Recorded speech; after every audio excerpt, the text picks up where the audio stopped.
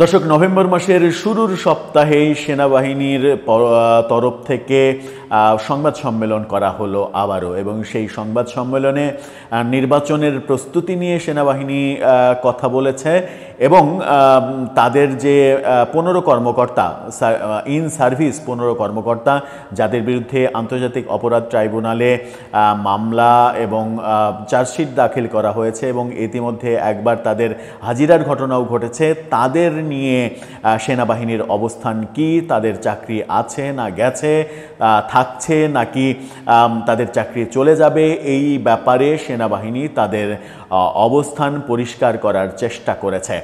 সাংবাদিকদের তির্যক প্রশ্নের উত্তরও তাদেরকে দিতে হয়েছে, তবে সেই উত্তরটা যথাযথভাবে প্রাসঙ্গিকভাবে আসলো কিনা সেটাও অনেকে হয়তো প্রশ্ন করতে পারেন।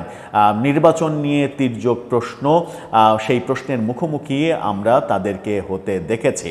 গতকালকে সেনা সদর থেকে যে প্রেস কনফারেন্স করা হলো, সেই প্রেস কনফারেন্সে কি কি বিষয় উঠে আসলো, বিশেষ করে 15 সেনা কর্মকর্তার আন্তর্জাতিক অপরাধ ট্রাইব্যুনালে বিচার চলাকালীন সময়ে যে প্রশ্নটা সব থেকে গুরুত্বপূর্ণ, যে তাদের চাকরি আছে নাকি চাকরি থেকে বরখাস্ত করা হয়েছে, সেই উত্তরটা কি জানা গেল একটু জানার চেষ্টা করব এই ভিডিওতে। থাকবেন পলিটিক্স টিভির নিয়মিত আয়োজনে।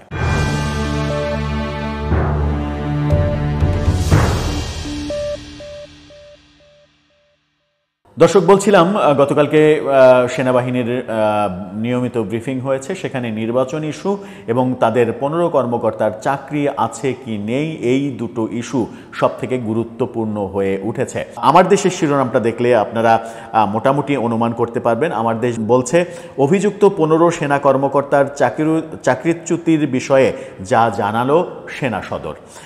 এই ব্যাপারে আসার আগে একটি তির্যক প্রশ্নের ব্যাপারে আসি। সাংবাদিকরা নির্বাচন নিয়ে ব্যাপক প্রশ্ন করেছে এবং নির্বাচনের সেনাবাহিনীর প্রস্তুতি নিয়ে সেনাবাহিনীর তরফ থেকে পরিষ্কার করার চেষ্টা করা হয়েছে যে সরকারের নির্দেশনা মতো সেনাবাহিনী নির্বাচনের কর্মকাণ্ড দায়িত্ব পালন করবে।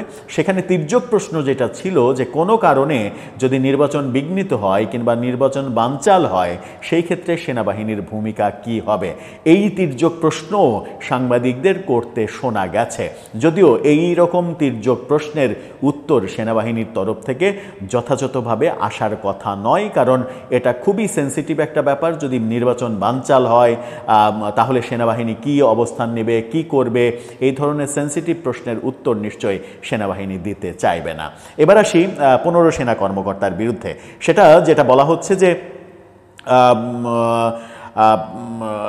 সেনাবাহিনীর পক্ষ থেকে জানানো হয়েছে, দেশের জনগণের মতো সেনাবাহিনীও চাই সরকারের রূপরেখা অনুযায়ী অবাধ, সুষ্ঠু, নিরপেক্ষ নির্বাচন হোক। সেই রূপরেখার মধ্যে সময়সীমাও দেয়া আছে। নির্বাচন শেষে সেনাবাহিনী ব্যারাকে ফিরে যাবে।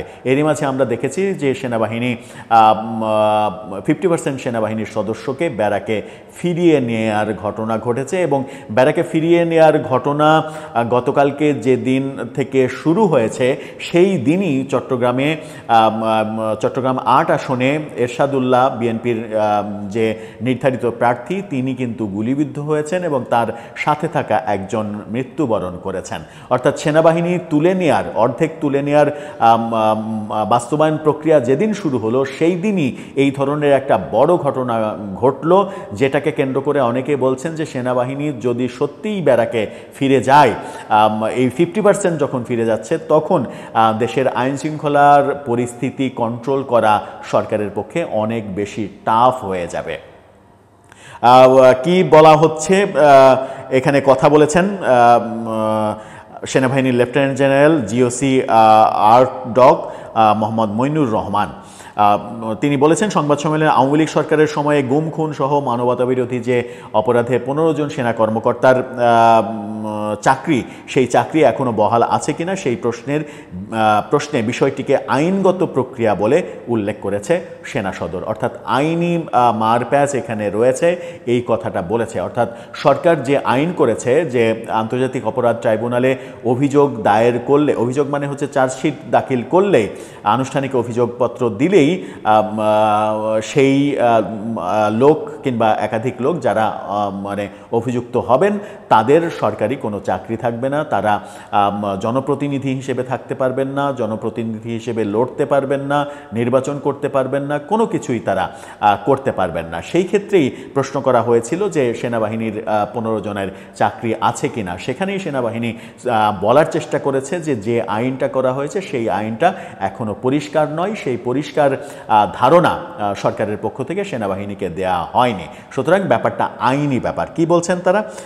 সেনা সদরের পিএস দপ্তরের এজি শাখার পরিচালক ব্রিগেডিয়ার জেনারেল মোস্তাফিজুর রহমান বলেন, বিষয়টি একটি আইনি প্রক্রিয়া এবং পদ্ধতিগত কাঠামোর আওতায় পড়ে।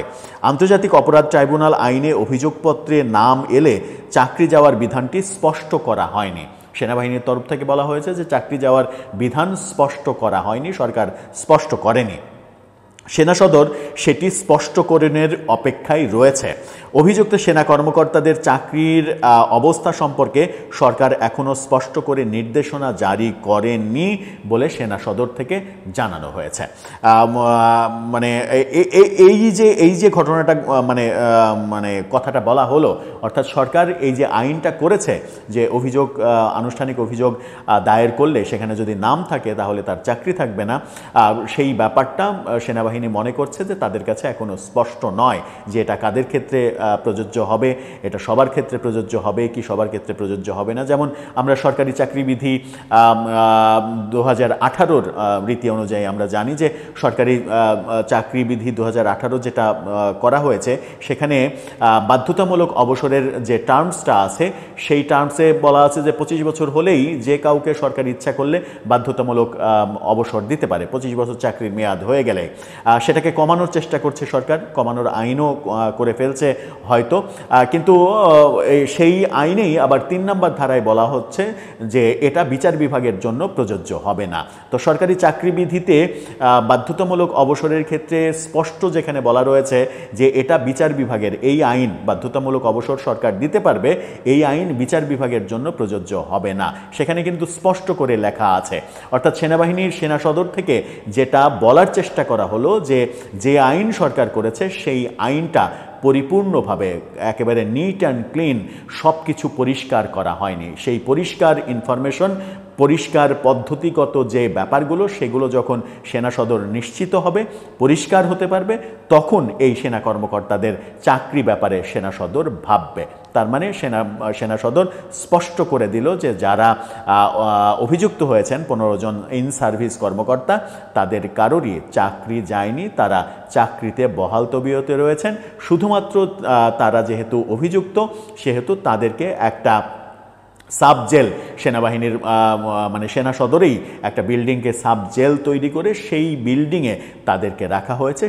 সেটাকে মানে আনুষ্ঠানিক যে জেলখানায় যেভাবে বন্দি থাকতে হয় সেরকম জেলখানার বন্দির স্টাইলে না, মোটামুটি ভালোভাবে সম্মানজনকভাবে সেই বিল্ডিং বন্দি, বলা যায় যে সেই বিল্ডিং বন্দি, কিন্তু থাকা, পরিবেশ, খাওয়া দাওয়া এগুলো মোটামুটি সম্মানজনক ওয়েতেই ঘটবে, যেটা সেনাবাহিনী নিশ্চিত করেছে।